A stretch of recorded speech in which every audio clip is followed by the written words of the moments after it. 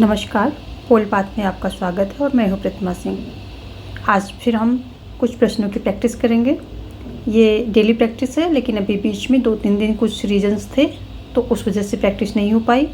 आज से हम फिर से डेली रूटीन में ये प्रैक्टिस करेंगे। तो यदि आप चैनल पर नए हैं तो चैनल को सब्सक्राइब करके बेल आइकन प्रेस कर लें ताकि मेरी सारी वीडियोज़ की नोटिफिकेशन आपको मिलती रहें, क्योंकि मैं कोर्स वीडियोस और प्रैक्टिस वीडियोस प्लस ये NCERT की प्रैक्टिस वीडियोस, क्वेश्चंस, ये सारे अपलोड करती रहती हूँ। और ये सारी वीडियोस काफ़ी इम्पोर्टेंट हैं आपके सिलेबस के लिए। और मेनली जो है हम TGT, PGT, DSSB, KVS इन सभी को टारगेट करते हुए चल रहे हैं। तो पॉलिटिकल साइंस की यहाँ पर तैयारी हो रही है, प्रिपरेशन आपकी पॉलिटिकल साइंस की करवाई जा रही है। तो चलिए देखते हैं। आज का पहला क्वेश्चन है। प्लस एक बात और कहना चाहूँगी कि जो डिस्क्रिप्शन में सारी प्लेलिस्ट लगी हुई हैं NCERT की, कोर्स वीडियोस की, और जो प्रैक्टिस हैं ये होल सिलेबस की प्रैक्टिस, इन सभी की लगी हुई हैं। और टेलीग्राम चैनल पर आप हमें ज्वाइन कर सकते हैं, क्योंकि जो भी क्लासेस होंगी, कोर्स वीडियोज़ के जो नोट्स होंगे वो सारे आपको टेलीग्राम से PDF फॉर्म में मिल जाएंगे। तो चलते देखते हैं आज का पहला क्वेश्चन क्या है। पहला क्वेश्चन है कि न्यायमूर्ति मालिमत समिति के द्वारा निम्नलिखित क्षेत्रों में से किस क्षेत्र में सुधारों की संस्तुति की गई है। तो जो न्यायमूर्ति मालिमत समिति है, इसके द्वारा किन सुधारों की सिफारिश की गई थी? आपराधिक न्याय व्यवस्था की, या नागरिक विधि की, या न्यायाधीशों की सेवा शर्तें, या प्रशासनिक विधि? तो अगर हम बात करते हैं न्यायमूर्ति मालिमत समिति ने, तो मालिमत समिति ने क्या किया था कि इसने आपराधिक न्याय व्यवस्था के क्षेत्र में सुधारों की संस्तुति की थी, यानी कि सुधारों के लिए, आपराधिक न्याय व्यवस्था में सुधारों के लिए इसने सिफारिश की थी। तो यहाँ पर ऑप्शन ए सही हो जाएगा। देखते हैं अगला क्वेश्चन। अगला क्वेश्चन कह रहा है कि भारतीय संविधान के 73वें और 74वें संशोधन के अनुसार स्थानीय निकायों में चुनावों का प्रावधान है प्रतिवर्ष, प्रत्येक 3 वर्ष पश्चात, प्रत्येक 5 वर्ष पश्चात, या प्रत्येक 2 वर्ष पश्चात। तो आप सभी को पता है कि यहाँ पर प्रत्येक 5 वर्ष के पश्चात जो है चुनावों का प्रावधान है। अब जब स्थानीय निकायों की बात आ गई है तो इसके कुछ हम इम्पॉर्टेंट पॉइंट देख लेते हैं। तो बात करते हैं सबसे पहले जो है 73rd जो है हमारा संशोधन हुआ था, संविधान संशोधन। और इसके तहत क्या हुआ था कि इसके तहत जो है पंचायती राज व्यवस्था की गई थी और ग्रामीण स्तर पर की गई थी। पंचायतें कहाँ? ग्रामीण स्तर पर की गई थी। इसके अंतर्गत सभी जो है ग्राम पंचायत गाँव में ग्राम पंचायत बनेंगी, और कई ग्राम पंचायतों को मिलाकर पंचायत समिति बनेगी। पंचायत समिति दूसरे स्तर पर ये बनेगी। पहले स्तर पर क्या होगी? पंचायतें रहेंगी। दूसरे स्तर पर क्या होंगी? पंचायत समिति बन जाएंगी, समिति। और तीसरे स्तर पर जो है ज़िले की सभी पंचायत समिति को मिला करके क्या बनेगा? ये बन जाएगा जिला परिषद। तो ये बन जाएंगी जिला परिषद।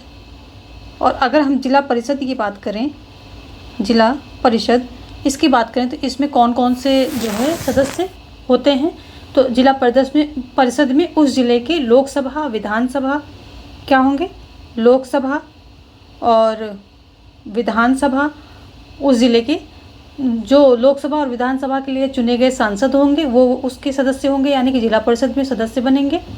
और जो जिला स्तर की संस्थाएं होती हैं, कुछ अधिकारी उसके अधिकारी, कुछ जो जिला स्तर की संस्थाएं होती हैं उनके भी कुछ अधिकारी इसके सदस्य के रूप में होते हैं।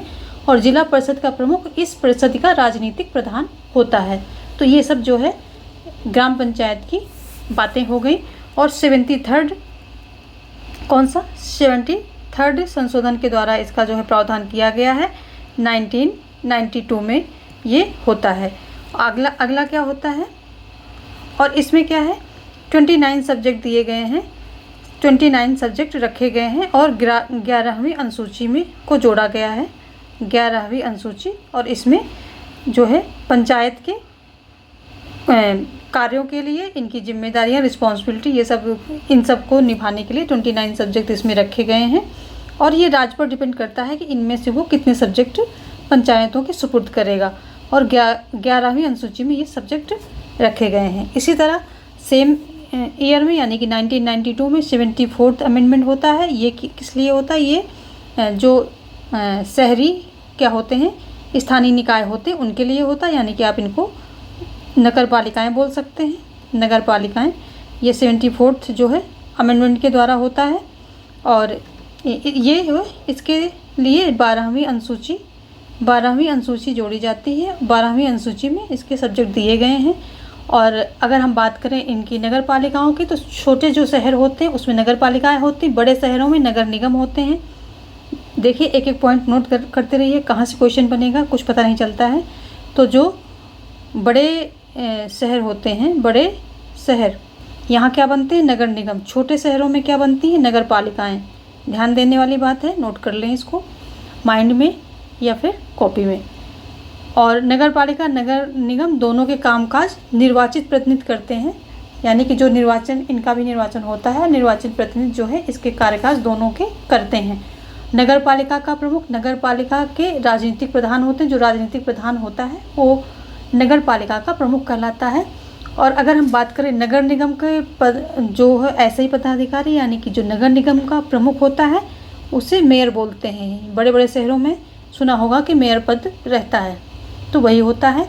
और लगभग दोनों शहरी और ग्रामीण पंचायतों के लिए, स्थानीय निकायों के लिए क्या है, लगभग 36 लाख लोगों का चुनाव होता है। ये सब इसके कुछ मेन फैक्ट हुए। तो देखते हैं, थोड़ा सा आपको इसका कॉन्सेप्ट समझ में आ गया होगा। आगे चलते हैं, देखते हैं। इसका सी ऑप्शन यहाँ पर सही हो रहा है। आगे देखते हैं। अगला क्वेश्चन क्या कह रहा है कि निम्नलिखित कथनों पर विचार कीजिए। पहला है, भारत के उपराष्ट्रपति को राज्यसभा के ऐसे संकल्प द्वारा अपने पद से हटाया जा सकेगा जिसे राज्यसभा के तत्कालीन समस्त सदस्यों के बहुमत ने पारित किया हो और जिससे लोकसभा सहमत हो। अगला सेंटेंस क्या कह रहा है? उपराष्ट्रपति की पदावधि की समाप्ति से हुई रिक्ति को भरने के लिए निर्वाचन पदावधि की समाप्ति पहले ही पूर्ण कर लिया जाएगा। अगला सेंटेंस क्या कह रहा है कि उपराष्ट्रपति अपने पद की अवधि समाप्त हो जाने पर भी तब तक पद धारण करता रहेगा जब तक उसका उत्तराधिकारी अपना पद ग्रहण न कर ले। तो ये 3 सेंटेंस हैं किसके बारे में? भारत के उपराष्ट्रपति के बारे में। ऑप्शन आपके सामने है, पहला दूसरा तीसरा, पहला दूसरा, दूसरा और तीसरा, या पहला और तीसरा। तो यदि हम बात करें कि कौन सा ऑप्शन यहीं सही हो रहा है, तो यहाँ ऑप्शन जो है ए सही हो जाएगा, क्योंकि जो है तीनों ही सेंटेंस आपके यहाँ पर सही हो रहे हैं। तो ऑप्शन ए आपका यहाँ पर सही हो गया है। चलते हैं, अगला क्वेश्चन देखते हैं। अगला क्वेश्चन कह रहा है कि निम्नलिखित कथनों पर विचार कीजिए। क्या है कि भारत के संविधान के अनुच्छेद 169 के अंतर्गत संसद विधि द्वारा किसी विधान परिषद वाले राज्य में विधान परिषद के उत्साधन के लिए या ऐसे राज्य में जिसमें विधान परिषद नहीं है, विधान परिषद के सृजन के लिए उपबंध कर सकती हैं। इसके लिए एकमात्र प्रतिबंध यह है कि इस आशय का संकल्प विधानसभा की कुल सदस्य संख्या के बहुमत द्वारा पारित होना चाहिए। आगे देखते हैं। अगला सेंटेंस है कि भारत के संविधान के अनुच्छेद 171 के अंतर्गत विधान परिषद वाले राज्य की विधान परिषद के सदस्यों की कुल संख्या उस राज्य की विधानसभा के सदस्यों की कुल संख्या की 1/3 से अधिक नहीं होगी। तो ये 2 यहाँ पर सेंटेंस हैं, आपको बताना है कि कौन सा जो है इसमें आपका सही है। केवल 1 सही है, पहला यानी कि सही है, या केवल दूसरा सही है, या दोनों 1 और 2 दोनों सही हैं, या उपरोक्त में से कोई भी सही नहीं है। तो यहाँ पर आपका ऑप्शन कौन सा? बी सही हो जाएगा। केवल बी सही होगा। क्यों सही होगा? क्योंकि यहाँ देखिए कि जो ये 169 के अंतर्गत अगर किसी विधान परिषद का, जिस राज्य में विधान परिषदें जो हैं नहीं हैं, उनका सृजन होता है, या हैं तो उनका जो है उनका मतलब समाप्ति अगर करनी है, तो विधानसभा का क्या हो जाएगा कि विधानसभा की विशेष बहुमत से पारित किया जाएगा। ये संकल्प जो है यहाँ पर सिर्फ क्या कह दिया है कि विधानसभा की सदस्य के बहुमत द्वारा, बहुमत नहीं विशेष बहुमत के द्वारा पारित होगा, और जिसमें कुल संख्या का बहुमत तथा उपस्थित व मत देने वालों का 2/3 बहुमत आवश्यक है। यानी कुल संख्या का बहुमत होना चाहिए, जितनी उसकी सदन की संख्या है उसका बहुमत हो, और उपस्थित तथा मत देने वालों का 2/3 बहुमत आवश्यक है। तो यानी कि इसमें विशेष बहुमत की आवश्यकता होती है, साधारण बहुमत से ये पारित नहीं होता है। तो ऑप्शन ए यहाँ पर गलत हो जाएगा, जबकि जो है दूसरा ऑप्शन, जो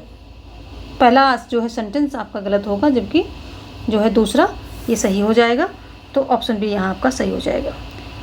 और अगर ये 71 की बात करें तो इसमें क्या होता है कि ये बिल्कुल सही दिया गया है। और इसमें एक चीज़ और जोड़ लेते हैं कि जो अगर ऐसा प्रावधान होता है कि ठीक है, उस जो कुल सदस्य संख्या है उसका क्या है, जो है 1/3 से अधिक नहीं होगी। ऐसा प्रावधान है कि जो विधान ये परिषद की सदस्य संख्या है, तो राज्य विधान उस राज्य की विधानसभा के सदस्यों की कुल संख्या के 1/3 से अधिक नहीं होगी। यानी कि विधान परिषद की संख्या उस राज्य के विधानसभा के जो सदस्य संख्या है उनकी संख्या से 1/3 से अधिक नहीं होंगी। लेकिन वहाँ पर क्या है, 40 से कम भी नहीं होंगी। जैसे कहीं कहीं पर बहुत जो है विधानसभा में संख्या कम है, छोटा राज्य है, तो फिर भी विधान परिषद अगर वहाँ गठित हो रही है तो 40 से कम नहीं होगी। ये एक मतलब जो क्राइटेरिया तय कर दिया गया है कि 40 से कम नहीं होंगी। अगर कितनी भी कम संख्या है फिर भी 40 मेंबर तो होंगे ही होंगे विधान परिषद में।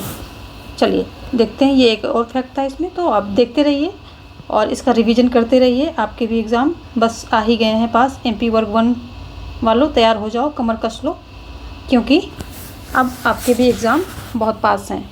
डेट भी आ गई, आपको वैकेंसी भी सारी देखने को मिल गई हैं और सिलेबस भी देखने को मिल गया है। सब जो है गवर्नमेंट ने आपको दे दिया है। अब आप तैयारी जो है कीजिए। अगला क्वेश्चन क्या कह रहा है कि भारत के संविधान के निम्नलिखित प्रावधानों में से किसमें मंत्रिपरिषद के सामूहिक उत्तरदायित्व का सिद्धांत प्रतिष्ठापित है। ऑप्शन है अनुच्छेद 75 का सब सेक्शन 3, या अनुच्छेद 75 का सब सेक्शन 1, या अनुच्छेद 171 का सब सेक्शन 4, या अनुच्छेद 118 का सब सेक्शन 4। तो चलिए इसको हम देख लेते हैं, पूरा ही देखेंगे। पहले तो हम ऑप्शन निकालते हैं कि किसके अनुसार से सही है ये। तो अगर हम अनुच्छेद 75 की बात करें तो 1 क्या कहता है, पूरा ही देखेंगे, आपको आंसर अपने आप मिलेगा। तो 1 क्या कहता है कि राष्ट्रपति जो है क्या करेगा, प्रेसिडेंट अपॉइंट करेगा। यानी कि जो राष्ट्रपति होगा वो नियुक्ति करेगा। किसकी नियुक्ति करेगा, प्रधानमंत्री की, है ना, प्रधानमंत्री की नियुक्ति करेगा। और प्रधानमंत्री की सहायता से जो अन्य मंत्री होंगे उनकी नियुक्ति प्रधानमंत्री की सलाह पर करेगा। ये 1 कहता है। 2 क्या कहता है, 2 भी देख लेते हैं। यहाँ 2 नहीं है तो 2 हम यहाँ 75 का 2 देख लेते हैं, सब सेक्शन 2 ये देख लेते हैं। ये क्या कहता है, ये कहता है कि राष्ट्रपति के प्रसाद पर्यंत जो है, राष्ट्रपति के प्रसाद पर्यंत जो मंत्री होंगे वो अपने पद पर बने रहेंगे, प्रसाद पर्यंत पद पर बने रहेंगे। ठीक है। तीसरा क्या कहता है, तीसरा कहता है कि जो मंत्रिपरिषद होगी वो सामूहिक रूप से लोकसभा के प्रति उत्तरदायी होगी। तो ये आ गया मंत्रिपरिषद के सामूहिक उत्तरदायित्व का सिद्धांत, इसी में प्रतिष्ठापित किया गया है कि सामूहिक रूप से किसके प्रति, लोकसभा के प्रति, हाउस ऑफ पीपल्स जो होता है लोकसभा के प्रति क्या होगी, उत्तरदायी होगी। ठीक है, तो ये हो गया।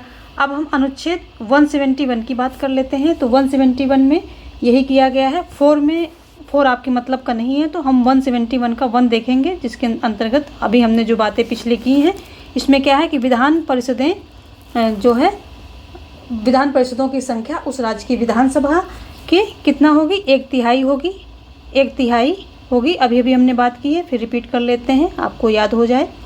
सब बिल्कुल जो है आपकी ज़ुबान पर आ जाना चाहिए, चढ़ जाना चाहिए। तो 1/3 होगी प्लस और क्या है कि लेकिन 40 से कितना भी कम होगी, लेकिन 40 से कम नहीं होगी। किसकी संख्या की बात हो रही है, ये विधान परिषद की सदस्यों की बात हो रही है कि उस राज्य की विधानसभा की जो कुल सदस्य संख्या है उससे 1/3 से अधिक जो है विधान परिषद की सदस्य संख्या नहीं होगी, लेकिन फिर भी 40 से कम भी नहीं होगी। तो 2 क्राइटेरिया यहाँ सृजन में रख दिए गए हैं। किसके अंतर्गत, 171 के अंतर्गत ये चीज़ बात कही गई है, इनकी सदस्यों को निर्धारण किया गया है। अनुच्छेद 118 क्या कहता है, अनुच्छेद 118 क्या कहता है, ये भी इम्पोर्टेंट है, तो देख लेते हैं इसको भी। तो अनुच्छेद 118(4) में कहा गया है, 118(4) में कहा गया है कि दोनों जो है दोनों सदनों की संयुक्त बैठक अगर होती है तो लोकसभा अध्यक्ष जो है इसका पीठासीन अधिकारी होगा। कौन? लोकसभा अध्यक्ष, यानी कि जिसको हम क्या बोलते हैं, स्पीकर भी बोलते हैं। तो इसका पीठासीन अधिकारी होगा और उसकी अनुपस्थित में क्या होगा कि जो नियमों की प्रक्रिया के अनुकूल, जो प्रक्रिया के अनुसार जो और अधिकारी इसके अनुपस्थिति में तय किए गए जाते हैं वो इसकी अध्यक्षता करेंगे। तो ये जो है 118 कहता है। हमने सारा एक्सप्लेन कर लिया, आंसर आपको आई थिंक मिल गया होगा। फिर भी हम चलो सर्कल कर ही देते हैं। ये रहा सर्कल आपका, जो है ऑप्शन ए यहाँ पर सही हो जाएगा। क्या कह रहा है? सामूहिक उत्तरदायित्व की बात कर रहा है। यस, तो ये किस में दिया गया है सामूहिक उत्तरदायित्व की बात? ये इसी में दिया गया है, अनुच्छेद 75 का सबसेक्शन 3 में जो है सामूहिक उत्तरदायित्व की बात कही गई है। चलिए आगे देखते हैं। राष्ट्रपति तथा मंत्रिपरिषद के संबंधों से संबद्ध संवैधानिक उपबंधों के विश्लेषण के लिए भारत के संविधान के कौन से अनुच्छेद सुसंगत हैं? तो आपको यहाँ पर अनुच्छेद दिए गए हैं और ये सभी अनुच्छेद जो हैं क्या है कि राष्ट्रपति तथा मंत्रिपरिषद के बीच संबंधों को विश्लेषित कर रहे हैं। तो अनुच्छेद पहला ऑप्शन में क्या है? 71, 75, 78। दूसरे में है अनुच्छेद 74, 75, 78। तीसरे में है 73, 76, 78 और चौथे में है 72, 73, 76। आप लोग ऑप्शन करते रहिए। ये क्वेश्चंस बहुत ही अच्छे हैं और ऐसे ही क्वेश्चंस आपको देखने मिलेंगे। यही चीज़ें आएंगी घूम फिर के, बस थोड़ा सा क्वेश्चंस का फॉर्मेट अलग हो सकता है, उसका रूप अलग से हो सकता है, थोड़ा सा अलग तरीके से दे सकते हैं। चीज़ें यही आनी है। तो जितना आप प्रैक्टिस में ऑप्शन में मतलब आंसर करेंगे, ऑप्शन देंगे, थोड़ा एक्टिव रहेंगे, उतना ज़्यादा आपको बेनिफिट मिलने वाला है। एग्ज़ाम आपके सर पे आ गए हैं। अब आप पैसिव लर्निंग मत कीजिए, एक्टिव लर्निंग कीजिए। ऑप्शन वगैरह या जो है आंसर वगैरह देते रहिए। तो अगर हम बात करें तो अभी हमने सभी को डिस्कस किया है अभी तो यहाँ पर 74 में क्या होता है? 74 में कहा जाता है कि राष्ट्रपति की सहायता के लिए एक मंत्रिपरिषद होगी जो कि उसको मतलब सहायता एवं सलाह के लिए एक मंत्रिपरिषद होगी। और जो है 75 क्या कहता है? 75 कहता है, 75 की अभी हमने बात की कि क्या क्या कहता है कि जो है 75 में ये कहा जाता है कि जो राष्ट्रपति नियुक्त करेगा, फिर उनके प्रसाद पर्यंत सारे मंत्री जो है पद पर बने रहेंगे। फिर जो है 75(3) में कहा जाता है कि सामूहिक उत्तरदायित्व की बात की जाती है। तो ये हो गया, 75 भी संबंधित है। अब हम बात कर लेते हैं 78 की। तो अगर हम अनुच्छेद 78 की बात करते हैं तो इसको देख लेते हैं, बाकी तो हमने देखा ही है। इसमें क्या कहता है? राष्ट्रपति को जानकारी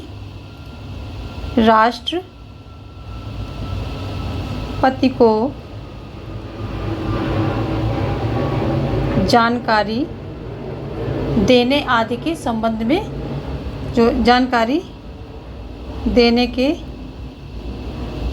संबंध में पीएम की यानी कि प्रधानमंत्री की क्या कर्तव्य, प्रधानमंत्री के कर्तव्य के बारे में ये 78 जो है बताता है।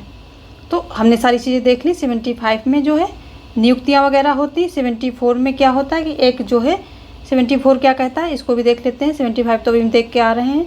इसमें क्या बोलता है कि राष्ट्रपति को सहायता के लिए, सलाह के लिए एक मंत्रिपरिषद होगी। राष्ट्रपति को सलाह देने के लिए मंत्रिपरिषद होगी। मंत्रिपरिषद की बात करता है। सलाह के लिए किसकी बात करता है? मंत्रिपरिषद की बात इसमें की जाती है। तो ऑप्शन बी जो है यहाँ पर सही हो जाएगा। देखते हैं अगला क्वेश्चन। अगला क्वेश्चन क्या कह रहा है? किसी राज्य के राज्यपाल की विधायी शक्तियों के संदर्भ में निम्नलिखित कथनों पर विचार कीजिए। तो पहला है, राज्यपाल राज्य विधानसभा को आहूत कर सकता है, सत्रावसान कर सकता है और भंग कर सकता है। अगला ऑप्शन है, राज्यपाल राज्य विधानसभा की बैठकों को स्थगित कर सकता है। अगला है राज्यपाल नवनिर्वाचित विधानसभा के प्रथम सत्र में अभिभाषण करता है। अगला है राज्यपाल वार्षिक बजट को राज्य विधानसभा के समक्ष रखवाता है। तो अब इसको हम छोटा कर लेते हैं और कूट के आधार पे जो है आंसर निकालने की कोशिश करते हैं। तो अगर हम बात करें कि कौन कौन से इसमें सेंटेंस सही हैं, तो इसमें सेंटेंस आपका जो है पहला सही है कि राज्यपाल राज्य विधानसभा को आहूत कर सकता है, सत्रावसान कर सकता, भंग कर सकता है, ये सही है। दूसरा क्या है, राज्यपाल राज्य विधानसभा की बैठकों को स्थगित कर सकता है, तो ये नहीं। तीसरा देखते हैं, ये सही नहीं है। राज्यपाल नवनिर्वाचित विधानसभा के प्रथम सत्र में अभिभाषण करता है, तो ये सही है। और अगला क्या है, राज्यपाल वार्षिक बजट को राज्य विधानसभा के समक्ष रखवाता है, तो ये भी सही है। ऑप्शन में हमारे पास क्या क्या है देखते हैं पहले। वो यहाँ पर हमको मिले हैं पहला, तीसरा और चौथा जो है सही हुआ है। तो हमारे पास पहला, तीसरा, चौथा का कोई ऑप्शन नहीं है, लेकिन जिसमें हमारे सबसे ज़्यादा ऑप्शन मिलेंगे हम वो चुनेंगे। तो हमको मिल रहा है बी में पहला और तीसरा मिल रहा है, और चौथा यहाँ पर है लेकिन दूसरा गलत है। तो हम जिसमें सबसे ज़्यादा ऑप्शन मिल रहे हैं हम उसको चुनेंगे। ऐसे भी क्वेश्चंस आते हैं कि उसमें ज़्यादा आंसर सही होते हैं, लेकिन क्या होता है कि आपको जिसमें सबसे ज़्यादा आंसर सबसे ज़्यादा जो सटीक लग रहा है, सबसे ज़्यादा एक्यूरेसी है, या सबसे ज़्यादा जिसमें ऑप्शन मिल रहे हैं आपको, तो वो उठाना होता है। जैसे कि यहाँ पर देखिए पहला सही है, तीसरा भी सही है और ये चौथा भी सही है, लेकिन चौथे के साथ दूसरा है तो ये गलत है। और सबसे ज़्यादा ऑप्शन हमको और तीसरे के साथ ये है तो ये भी है, और क्या है पहले के साथ दूसरा है, तो इन सब में इसने दो पुट कर दिए, ये दूसरा है गलत। तो ये ऑप्शन हमको सबसे ज़्यादा मिल रहा है, एक्यूरेट मिल रहा है, तो हम इसी को उठाएंगे। 4 है यहाँ पर, लेकिन 4 को छोड़ेंगे क्योंकि 4 उठाएंगे तो यहाँ गलत हो जाएगा। तो इस तरह से भी आते हैं आपको कंफ्यूज करने के लिए, तो कंफ्यूज नहीं होना है। हम आपको सब तरह के क्वेश्चंस करवाएंगे ताकि आप बिल्कुल परफेक्ट रहें और वहाँ पर बिना सोचे जो है करते चले जाएं अपने क्वेश्चंस को। आगे क्या है, वित्तीय आपात के बारे में उपबंधों के संदर्भ में निम्नलिखित कथनों पर विचार कीजिए। वित्तीय आपात की उद्घोषणा संसद के प्रत्येक सदन के समक्ष रखी जाएगी। वित्तीय आपात की उद्घोषणा 6 मास की समाप्ति पर प्रवर्तन में नहीं रहेगी यदि उस अवधि की समाप्ति से पहले संसद के 2 सदनों के संकल्पों द्वारा उसका अनुमोदन नहीं किया जाता है। तो आपको पास 2 कथन हैं, दोनों में से आपको क्या करना है, सही को चुनना है। क्या सही है कि सिर्फ पहला सही है, या दूसरा सही है, या दोनों सही, या कोई भी सही नहीं है। तो अगर हम बात करें कि कौन सा इसमें सही है, तो जो है ऑप्शन यहाँ पर जो है ए आपका सही हो जाएगा, क्योंकि पहला यहाँ पर ऑप्शन सही है और दूसरा है गलत। क्यों गलत है वो देख लेते हैं हम, ये गलत क्यों है। क्योंकि जो वित्तीय घोषणा होती है वो सामान्यतः 2 मास के लिए प्रवृत्त होती है। कितने के लिए, 2 मास के लिए, जबकि यहाँ 6 मास कहा गया है। तो ये 2 मास के लिए प्रवृत्त होती है, और जब तक उस अवधि के अवसान से पूर्व यानी कि समाप्त होने से पूर्व संसद दोनों सदनों द्वारा संकल्पों द्वारा उसे अनुमोदित न किया जाए तो वो 2 मास में जो है क्या होती है, समाप्त हो जाती है। सिर्फ 2 मास के लिए वो प्रवृत्त होती है वित्तीय घोषणा। जब अगर संसद उसको अनुमोदित नहीं कर रही है तो वो 2 ही मास तक रहेगी। अनुमोदित कर देती है तो ठीक है, फिर वो बढ़ जाएगी। तो यहाँ पर 2 मास ध्यान रखना है कि वित्तीय उद्घोषणा जो है 2 मास के लिए ही प्रवृत्त होती है, जबकि यहाँ 6 मास दिया गया, ये गलत है। देखते हैं अगला क्वेश्चन। अगला क्वेश्चन क्या कह रहा है कि निम्नलिखित कथनों पर विचार कीजिए। क्या है कि जब आपातकाल की उद्घोषणा प्रवर्तन में हो तब भारत के संविधान का अनुच्छेद 359 तब तक प्रवर्तन नहीं होगा जब तक कि राष्ट्रपति आदेश निकालकर यह निर्दिष्ट न कर दे कि कौन से अधिकार निलंबित किए जा रहे हैं। दूसरा है, जब आपातकाल की उद्घोषणा प्रवर्तन में हो तब भारत के संविधान का अनुच्छेद 358 राज्य के विरुद्ध अनुच्छेद 19 द्वारा अधिरोपित निबंधनों को अस्तित्वहीन कर देता है। उपरोक्त कथनों में से कौन से सही हैं, आपको बताना है कौन से सही हैं। तो ऑप्शन आपके सामने देख लेते हैं कौन से हैं। सिर्फ पहला सही है, या दूसरा सही है, या दोनों सही हैं, या दोनों में से कोई भी सही नहीं है। तो आपको बताना है कि कौन सा सही है। आपके जो है ये दोनों ही कथन, उपर्युक्त दोनों कथन सही हैं, तो ऑप्शन सी यहाँ पर सही हो जाएगा। देखते हैं अगला क्वेश्चन। अगला क्वेश्चन क्या कह रहा है कि एक राज्य का राज्यपाल कब अध्यादेश जारी कर सकता है। अध्यादेश जारी करने की परिस्थितियों की बात यहाँ हो रही है जब केंद्र सरकार उसे ऐसा करने को कहे, जब भी राज्य में कानून और व्यवस्था की समस्या हो, जब भी राज्य की विधानसभा सत्र में ना हो और राज्यपाल संतुष्ट हो कि ऐसी परिस्थितियां विद्यमान हैं जिनके कारण तुरंत कार्रवाई आवश्यक है, या जब भी न्यायपालिका उसे ऐसा करने की सलाह दे। तो यहाँ पर आपका ऑप्शन जो है सी सही हो जाएगा कि जब जो है विधानसभा सत्र में नहीं होगी और ऐसी स्थितियां वहाँ पर विद्यमान होंगी कि अध्यादेश जारी करना जरूरी होगा, तो राज्यपाल अध्यादेश जारी कर सकता है। ये जो है प्रावधान किया गया है। और अनुच्छेद 213 में विश्रांति काल में राज्यपाल को अध्यादेश जारी करने का प्रावधान है, यानी कि अनुच्छेद 213 के तहत जब विधानसभा सत्र में ना हो तब जो है अध्यादेश जारी करने का प्रावधान किया गया है। तो ये भी देख लीजिए, अनुच्छेद 213 के तहत कर सकता है। आगे देखते हैं, ऑप्शन सी यहाँ पर सही हो जाएगा। आगे देखते हैं, आमंड ने निम्नलिखित में से किस एक को राजनीतिक व्यवस्था की परिवर्तन प्रक्रिया की एक अवस्था के रूप में नहीं पहचाना है। तो नहीं की बात कर रहा है, हितवाचन, हित समुच्चयन, राजनीतिक भर्ती या नियम अधिनिर्णय।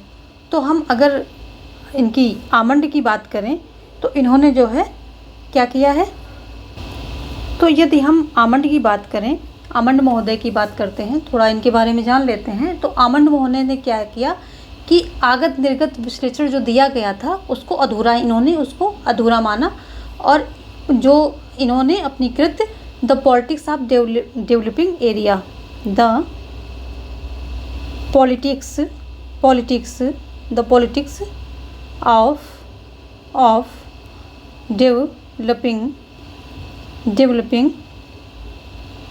एरिया, इसमें क्या किया गया कि इन्होंने इसमें बताया कि जो इसके जो शासन प्रणाली है इसके बारे में पता किया, तथा इसके साथ साथ क्या किया कि इसके कृत्यों की पहचान की, जो राजनीतिक प्रणाली इसके कृत्यों की पहचान की और संरचनाओं की भी पहचान की। और इसके अंतर्गत इन्होंने बताया कि जो है राजनीतिक भर्ती, राजनीतिक सामाजिक जो है भर्ती और हित समुच्चयन, हित वाचन और क्या है राजनीतिक संप्रेषण, राजनीतिक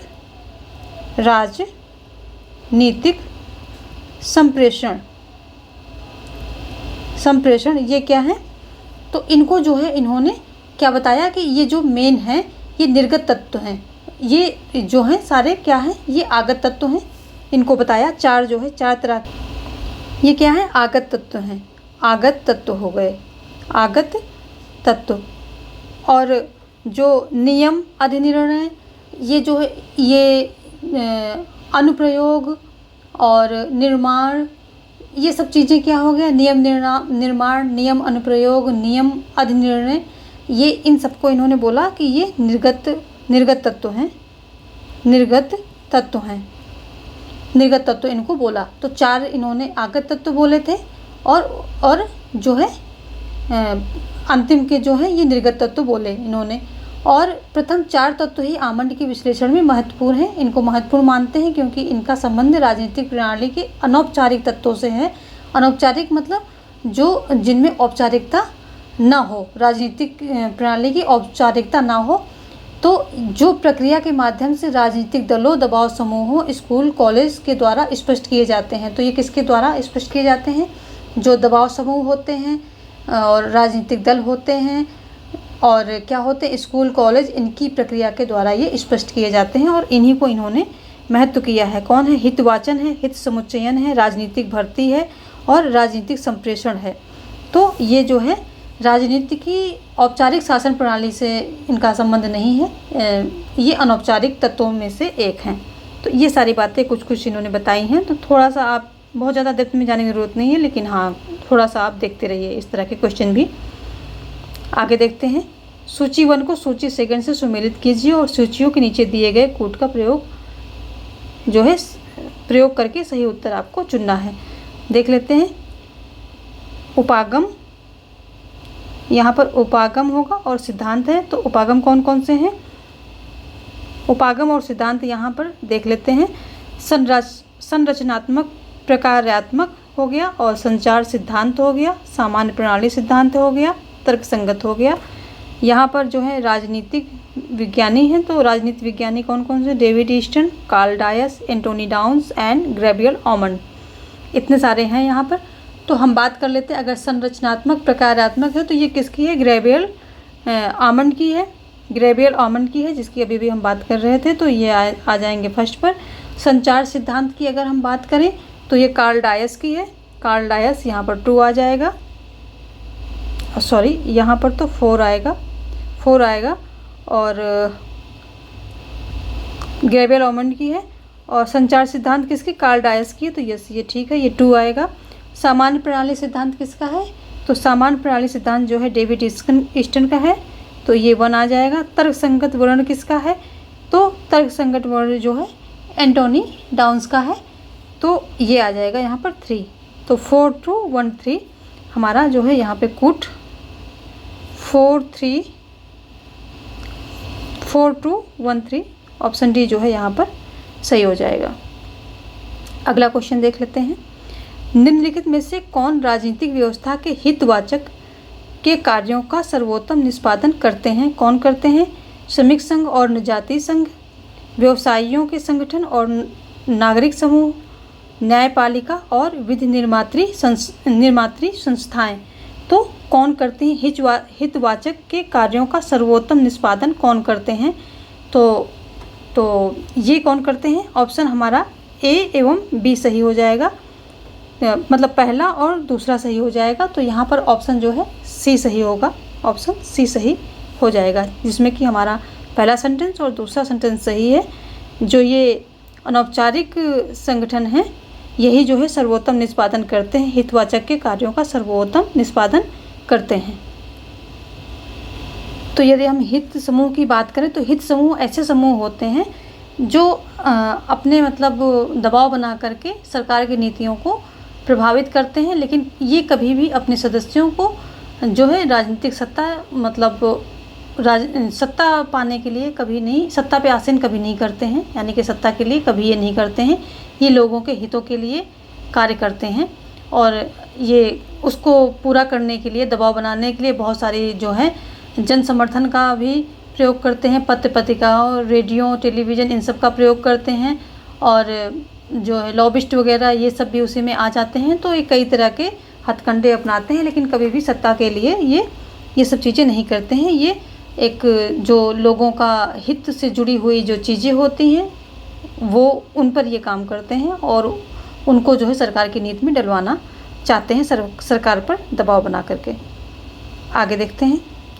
निम्नलिखित कथनों पर विचार कीजिए। आमंड और पावेल द्वारा दिए गए सत्तावादी प्रणालियों के वर्गीकरण में निहित है आमूल परिवर्तनवादी और अनुदारवादी सर्वाधिकारी, या पूर्व संचालित सत्तावादी और पूर्व संचालित लोकतांत्रिक, या अनुदारवादी और आधुनिक सत्तावादी, या पंथ निरपेक्षीकृत नगर राज्य और पिरामिडी प्रणालियाँ। जो सही है वो ऑप्शन आपको चुनना है। यहाँ पर भी हमें 2-2 कूट दिए गए हैं, पहला दूसरा, दूसरा चौथा, पहला चौथा, पहला तीसरा। तो कौन सा इसमें सही होगा आपको वो बताना है। तो जो है ऑप्शन जो है डी यहाँ पर सही हो जाएगा। इसको थोड़ा सा छोटा कर लेते हैं। तो अगर हम सत्तावादी प्रणालियों के बात कर लें, थोड़ा इसके बारे में जान लेते हैं, पीजीटी लेवल पे ये क्वेश्चन आराम से बनेगा। तो सत्तावादी प्रणाली किसे कहते हैं इसके बारे में थोड़ा सा हम जान लेते हैं। सामान्यतः इसके 4 भेद होते हैं। कौन कौन से होते हैं? पहला होता है तानाशाही, देखिए इसी से आपका आंसर जो है निकलेगा, तानाशाही। दूसरा क्या होता है? राजवंशीय शासन प्रणाली, तो जो है राजवंशीय शासन प्रणाली ये हो जाता है। तीसरे की अगर हम बात करें तो सेना शासन प्रणाली, यानी कि इसमें सेना जो है शासन करती है, सेना शासन प्रणाली, ये भी क्या हुई? तानाशाह हुई, है ना। और चौथा क्या है? एक दलीय शासन प्रणाली, और जहाँ एक दलीय शासन प्रणाली होगी वहाँ भी अलोकतांत्रिक ही रहेगा सब कुछ। तो एक दलीय शासन प्रणाली की बात, ये 4 जो हैं इसके भेद हैं। और अगर हम इसके लक्षणों की बात करें तो इसमें जो है किसी व्यक्ति, गुट, संस्था, नियम या प्रमाण जो ग्रंथ जैसे होते हैं, इनमें कोई मान्यता अगर निहित होती किसी व्यक्ति में, किसी समूह में, किसी ग्रंथ में, तो उसको प्रमाणिक मान करके उसको जो है और उसके आदेशों और निर्देशों का पालन इसमें किया जाता है। जो ये सत्तावादी शासन प्रणाली है इसकी बात हो रही है। तो अगर कोई जो है इनकी मान्यता है, चाहे वो ग्रंथ में हो, समूह में हो, व्यक्ति में हो, इनके जो है क्या है प्रमाणिक मान करके आदेश निर्देशों का पालन किया जाता है। दूसरा क्या है, जन सामान्य को अपना स्वाधीन मत या मान्यताएं प्रकट करने का अवसर नहीं होता है। ये देखिए मेन एक है, क्यों, जहाँ पर एक दल होगा, जहाँ पर सेना का शासन होगा, जहाँ राजवंशी शासन प्रणाली होगी, जहाँ तानाशाही होगी, यहाँ पर लोगों को अपना जो है अपनी मान्यताएं, अपने विचार प्रकट करने का अवसर नहीं दिया जाता है। ये बहुत कॉमन चीज़ें हैं, सुनते रहिए, कॉन्सेप्ट क्लियर होगा आपका। तीसरा क्या है कि निर्णय की प्रक्रिया में सार्वजनिक चर्चा या लोकप्रिय मतदान की अनुमति नहीं दी जाती है। तो ये भी क्या हो गया, अलोकतांत्रिक हो गया। बल्कि क्या होता है, मात्र सत्ताधारी जो निर्णय लेते हैं उसी को प्रमाणिक जो है मान लिया जाता है। तो ये देखिए ये भी अलोकतांत्रिक है। इसमें सत्ताधारी जनसाधारण के या लोकमत के प्रति उत्तरदायी नहीं होते। ये भी क्या हुआ, तानाशाह हो गया कि वो लोकमत के लिए यानी कि जनता के लिए उत्तरदायी होते नहीं जनता के प्रति। जैसे कि आजकल की लोकतांत्रिक व्यवस्था में प्रतिनिधि क्या होते हैं, जनता के प्रति उत्तरदायी होते हैं, नहीं तो जनता उनको अगले टर्म में उखाड़ के फेंक देती है, धूल चटा देती है। और क्या है, सत्तावाद किसी न किसी विचारधारा के साथ जुड़ा होता है। और क्या होता है, सत्ताधारी के निर्देशों को किसी भी आधार पर चुनौती नहीं दी जा सकती। यानी सत्ताधारी सर्वोपरि होता है, उसके आदेश को पालन करना ही एकमात्र ऑप्शन होता है। अगर कोई भी, किसी को भी ये अधिकार नहीं होता कि उसके आदेशों निर्देशों को चुनौती दे। तो ये सारी चीज़ें होती हैं, सत्ताधारी जो सत्तावादी प्रणाली होती हैं, इनके ये सारे लक्षण होते हैं। वर्गीकरण हमने आपको बता दिया है। तानाशाही, राजवंशी और सेना शासन प्रणाली होती, एक दलीय शासन प्रणाली होती। ये सभी अपने आप में इनके जो है वर्गीकरण, इनके प्रकार देख के आप अपने आप समझ जाएंगे कि इसमें कहीं लोकतंत्र का क्या है, लोकतंत्र की जगह है ही नहीं, लोकतंत्र की जगह नहीं है इन सभी शासन प्रणाली में। तो ये सत्तावादी शासन प्रणालियाँ होती हैं। आई थिंक आपको ये कॉन्सेप्ट समझ में आ गया है। मैं इसलिए सारा एक्सप्लेन करती हूँ ताकि आपका कोई भी कॉन्सेप्ट जैसे थ्योरी में रह गया है तो प्रैक्टिस में कवर हो जाए, इसलिए मैं सारी चीज़ें कवर कर देती हूँ। आगे देखते हैं अगला क्वेश्चन। यहाँ पे ऑप्शन दिया मैंने कि नहीं दिया? अच्छा, ऑप्शन तो दिया ही नहीं अभी मैंने। चलो इसका देख लेते हैं कि कौन कौन सा इसका ऑप्शन सही होगा। तो ऑप्शन जो है इसका ये पहला सही हो जाएगा कि आमूल परिवर्तनवादी और अनुदारवादी सर्वाधिकारी होते हैं, और अनुदारवादी और आधुनिक सत्तावादी, ये पहला और तीसरा यहाँ पर सही हो जाएगा। पहला तीसरा ऑप्शन डी जो है यहाँ पर सही हो जाएगा। चलिए देखते हैं अगला क्वेश्चन। सूची फर्स्ट को सूची सेकंड से सम्मिलित करना है और फिर उसके कोट का प्रयोग करते हुए आंसर आपको देना है। क्या है, प्रतिपादक है यहाँ पर सिद्धांत है एवा बाल्फोर, डब्ल्यू रोस्टो और एजी फ्रैंक और समीर आमीन। इसमें क्या है, विकास के चरण, केंद्र परिधि सिद्धांत, पर्यावरणीय सिद्धांत, अल्प विकास का सिद्धांत और क्या है, धारणी विकास। तो इसमें क्या है देख लेते हैं। इसको थोड़ा सा और छोटा कर लेते हैं। क्वेश्चन है आपका बड़ा, ऑप्शन आपने देख लिया है, अब इसको हम छोटा कर लेते हैं ताकि आपको कूट भी दिखने लग जाए। तो जो एवा बाल्फोर हैं ये धारणी विकास से संबंधित हैं। धारणी विकास यानी कि यहाँ पर हम 5 कर देते हैं। जो डब्ल्यू रोस्टो हैं इनको मैंने कई बार बताया है आप लोगों को। ऑप्शन इनको सिंगल प्रैक्टिस में सिंगल लेकर के आई थी और बताया था कि ये विकास के चरण से संबंधित हैं और कहते हैं कि जो सभी देशों का विकास होता है उन जो कुछ चरण होते हैं, हमने बता रखा है प्रैक्टिस में, पिछली प्रैक्टिस में, उन चरण से होते हुए ही वो समृद्धि को पहुँचते हैं। तो ये डब्ल्यू रोस्टो के जो 5 चरण वहाँ पर शायद दिए हुए थे, तो ये डब्ल्यू रोस्टो से संबंधित है। तो ये डब्ल्यू रोस्टो क्या है, ये क्या है, विकास के चरण। तो ये किसके संबंधित हो जाएंगे, डब्ल्यू रोस्टो जो है विकास के चरण से संबंधित हो जाएंगे। तो यहाँ पर हम 1 कर देते हैं। और अगर हम एजी फ्रैंक की बात करें तो ये अल्प विकास, जो अल्प विकास का है इनका सिद्धांत, अल्प विकास का विकास, तो ये एजी फ्रैंक से हो जाएगा, यहाँ पर हम 4 कर देते हैं। जबकि समीर अमीन केंद्र परिधि सिद्धांत से ये संबंधित है, तो केंद्र परिधि सिद्धांत यानी कि 2, तो 5-1 5-1 4-2 5-1 4-2 ऑप्शन ए हमारा जो है यहाँ पर सही हो जाएगा। देखते हैं अगला क्वेश्चन क्या कह रहा है कि निम्नलिखित में से किसके साथ अनुग्रह का उपहार उक्ति संबद्ध है? विधिक तार्किक सत्ता, परंपरागत सत्ता, करिश्माई सत्ता, स्वेच्छाचारी सत्ता। तो अगर हम अनुग्रह का उपहार की बात करें तो ये जो है किससे संबंधित है? ये करिश्माई सत्ता से संबंधित हो जाएगी। करिश्माई सत्ता, इसको समझ लेते हैं कैसे ये संबंधित हो रहा है। तो जर्मन समाज वैज्ञानिक जो मैक्स वेबर थे, इन्होंने सत्ता के 3 स्रोतों का संकेत किया है। आप सबको पता होगा, कई बार मैंने भी करा रखा है। तो कौन कौन से थे वो? आनुवांशिक, करिश्माई तथा विधिक। कौन कौन से थे? आनुवांशिक यानी कि जो वंश परंपरा पर सत्ता मिलती है। फिर क्या होता है कि करिश्माई, दूसरा होता करिश्माई। करिश्माई में वो ऐसा चरित्र आता है कि मतलब वो उसका व्यक्तित्व ही इतना मतलब आकर्षित होता है या इतना मतलब ऊंचा व्यक्तित्व होता है कि लोग उसकी तरफ उसकी बात मानते हैं, सुनते हैं, तो उसे करिश्माई सत्ता बोलते हैं। तीसरा होता है विधिक जो कानून के आधार पर मिलती है, चुनाव वगैरह लड़ करके। तो जो है इसमें जो अनुग्रह का उपहार, यहाँ उपहार की बात हो रही, तो करिश्माई जो है ये एक उपहार के तौर पे एक ये गॉड गिफ्टेड जो है स्किल होती है, या गॉड गिफ्टेड, हमको गॉड की तरफ से कुछ गिफ्ट किसी खास व्यक्ति को, व्यक्तित्व में इतना ज़्यादा जो है उच्च व्यक्तित्व उसके पास होता है, तो ये क्या होता है? एक प्रकार का गिफ्ट होता है, उपहार होता है।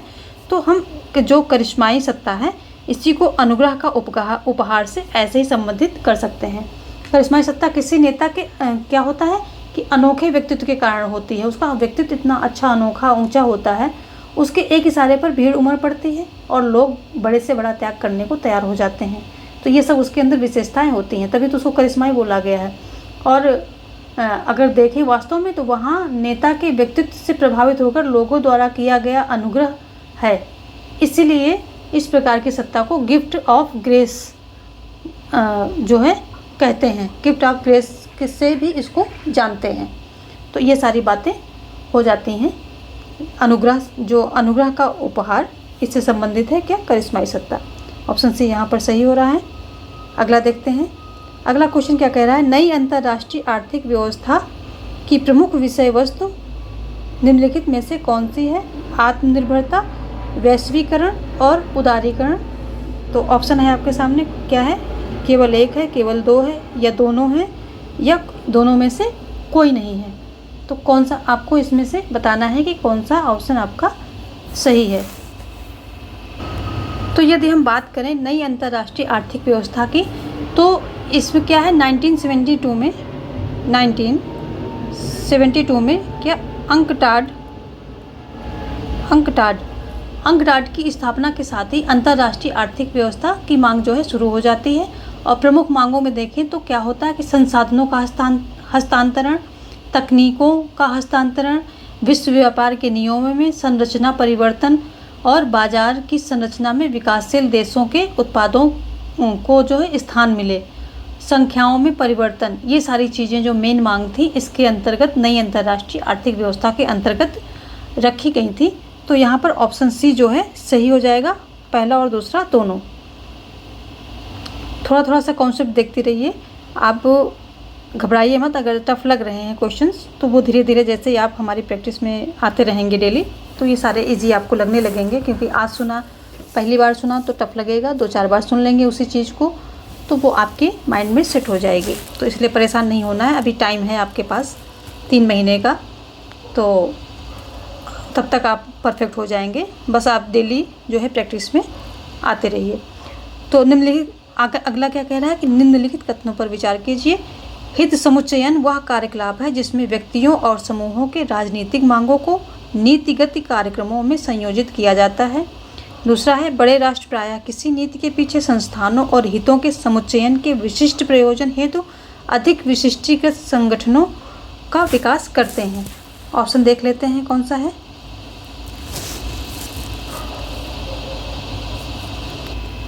तो तो अभी देखिए हमने हित समुच्चयन के ऊपर बात की थी, हित समूहन की बात की थी। तो क्या है हित समूहन? वह कार्यकलाप है जिसमें व्यक्तियों और समूहों की राजनीतिक मांगों को नीतिगत कार्यक्रमों यानी कि जो पॉलिसीज़ होती हैं उसमें संयोजित यानी कि उसमें डाला जाता है, यानी कि उसमें उनको रखा जाता है। और बड़े राष्ट्र में क्या होता है, प्रायः जो ये संगठन होते हैं ये अधिक विशिष्टीकृत संगठनों का विकास करते हैं। तो जो हितों के समुच्चयन होते हैं ये इसके विशिष्ट प्रयोजन हेतु यानी कि इसको पूरा करने के लिए विशिष्टीकृत संगठनों का विकास करते हैं। तो ये बात सही है कि जितना जो है विकसित राष्ट्र होगा, जैसे अमेरिका वगैरह में इसके जो लॉबिस्ट होते हैं, लॉबिंग होती है बहुत तगड़े तरीके से होती है अपने भारत की अपेक्षा। तो जितना विकसित राष्ट्र हो उतना जो है विशिष्टीकृत संगठन का विकास वो कर लेते हैं। तो ऑप्शन यहाँ पर दोनों परफेक्ट हैं, दोनों जो सेंटेंस बिल्कुल सही है। तो सी जो है आ जाएगा आपका ऑप्शन। देखते हैं अगला क्वेश्चन क्या कह रहा है। तो अगला क्वेश्चन कह रहा है कि ग्रेनियल आमंड के अनुसार एक प्रणाली के मूल लक्षण क्या हैं? व्यापकता, एक प्रणाली की बात हो रही है, व्यापकता एवं अंतःनिर्भरता, अंतःनिर्भरता और सीमाओं का अस्तित्व, सीमाओं का अस्तित्व और मूल्यों का विनिधान, मूल्यों का विनिधान और लक्ष्य प्राप्ति। ऑप्शन फिर आपके पास यहाँ पर दो दो दिए गए हैं सभी में। तो अगर हम आमंड के अनुसार बात करें तो आमंड के अनुसार राजनीतिक व्यवस्था की 4 व्यवस्थाएं जो है विशेषताएं होती हैं जिन्हें अंतःक्रिया के औचित्यपूर्ण प्रतिमान कहा जाता है। ग्रेनियल आमंड जो है बेसिकली बताते क्या हैं कि जो कोई भी राजनीतिक व्यवस्था हो उसमें क्या होता है, कुछ जो है संस्थाएं ज़्यादा अधिक महत्वपूर्ण कार्य करती हैं, कुछ कम करती हैं, कुछ कम विशेषीकृत कार्य करती हैं। तो ये सभी जो जितनी व्यवस्थाएं होती हैं ये सभी के अंदर ये विशेषता होती है। कुछ जो है संस्थाएं अधिक विशेषीकृत होती हैं और ज़्यादा महत्वपूर्ण कार्य करती हैं, अधिक कार्य करती हैं, और कुछ उनमें से कम विशेषीकृत होती हैं जो कम महत्वपूर्ण काम करती हैं। तो वो तो अपने इंडिया में है, हर शासन व्यवस्था में ये होता है कि कुछ जो संस्थाएं ज़्यादा संरचनाएं जो हैं ज़्यादा महत्वपूर्ण होती हैं। दूसरा इन्होंने क्या बताया कि व्यवस्था और उसकी संरचनाओं के कुछ अंतर हो सकता है। जो व्यवस्था होगी, कोई भी शासन प्रणाली होगी, उनकी संरचनाओं में अंतर हो सकता है, लेकिन जो है ये सभी समान राजनीतिक कार्य करती हैं, यानी कि इनके कार्य लगभग जो है बेसिक अगर मूल कार्य देखें तो वो बराबर मतलब एक जैसे होते हैं। इनकी संरचनाओं में अंतर हो सकता है। तो और ये बहुकार्यक भी होती हैं और पूरे समाज का अंग होने के कारण सभी राजनीतिक व्यवस्थाओं की अपनी संस्कृति होती है। तो सभी राजनीतिक व्यवस्थाओं, जैसे अमेरिका की अपनी संस्कृति है, हमारी इंडिया की अपनी संस्कृति है, और इन जो संस्कृति ये होती है इसमें हमेशा परंपरागत और आधुनिक का मिश्रण होता है। तो अपनी इंडिया में देख लो कि हमारी संस्कृति में जो आधुनिकता का मिश्रण हो रहा है और पुरानी चीज़ें भी चल रही हैं, तो हमेशा जो है मिश्रण होता है, आधुनिकता और परंपरागत का जो है मिश्रण होता है। तो ये कुछ बातें हैं, बस आप इसको सुन लिया, थोड़ा सा आपको कॉन्सेप्ट समझ में आ गया, हो गया, बस इतना ही है, ताकि क्वेश्चंस अगर आ जाता है तो आप उसको थोड़ा सा टिक करने के हालत में हो। तो ये हो जाएगा एक प्रणाली के मूल लक्षण ये क्या होते हैं कि व्यापकता एवं अंतःनिर्भरता होती है इनमें, और क्या होती, मूल्यों का विनिधान और लक्ष्य प्राप्ति, ये 2 होते हैं। तो ऑप्शन जो है डी यहाँ पर सही हो जाएगा। आगे देखते हैं, भारत के विकास के नेहरू महालनोबिस मॉडल ने जो ये योजना आयोग था तो उसमें क्या था कि जो दूसरी योजना थी वो महालनोबिस ने उसमें अपना काफ़ी योगदान दिया था, तो उसको बोला गया कि नेहरू और महालनोबिस मॉडल के नाम से उसको जाना गया। उसी के बारे में कुछ सेंटेंस दिए गए हैं, देखिए कि क्या सही है क्या गलत है, आपको वो बताना है। तो निजी क्षेत्र की पूरक भूमिका पर बल दिया था, यह भारी मशीनों के उत्पादन पर जो अन्य मशीनों का उत्पादन करेंगी बल दिया था इस पर, यह भारतीय मुद्रा को डॉलर से संबद्ध करने के लिए बल दिया था, यह पूंजी प्रधान योजना के निर्माण पर बल दिया था। तो जो नीचे कूट दिए गए हैं इनका जो है प्रयोग करते हुए आपको सही आंसर की जो है चुनना है। तो अगर हम बात करें कि तो जैसा कि मैंने पहले बताया कि जो नेहरू और महालनोबिस मॉडल था ये द्वितीय पंचवर्षीय योजना यानी कि 1956 से 1961 ये द्वितीय पंचवर्षीय योजना का जो है ड्यूरेशन होता है, इसके द्वारा जो है नेहरू महालनोबिस मॉडल अस्तित्व में आया था, जो तृतीय पंचवर्षीय योजना तक कार्य रूप में रहा। और इसके अनुसार क्या है, इसमें क्या क्या चीज़ें कही गई थी। इसमें जो है एक तो तेज गति से विकास की बात की गई थी, जो पहली पंचवर्षीय योजना थी इसमें धीमी गति विकास की बात की गई थी, लेकिन इसमें क्या था, महालनोबिस ने तेज गति से त्वरित विकास पर बल दिया था, यानी कि तेज विकास पर बल दिया था। दूसरा था भारी मशीनों के उत्पादन और औद्योगिकरण पर बहुत इसमें बल दिया गया था। और सार्वजनिक क्षेत्र पर जो है समता के साथ साथ विकास, इसका जो है मुख्य प्रतिमान था, जो इसके प्रतिमान थे, उद्देश्य था, इसका मुख्य ध्येय यही था।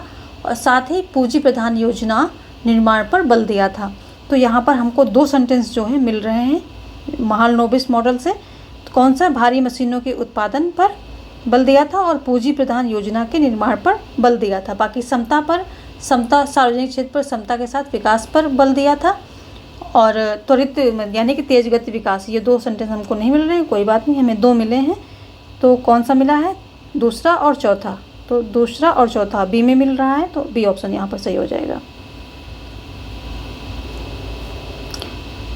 तो ठीक है, हमने आज 20 क्वेश्चन लिए थे, कवर कर लिए हैं।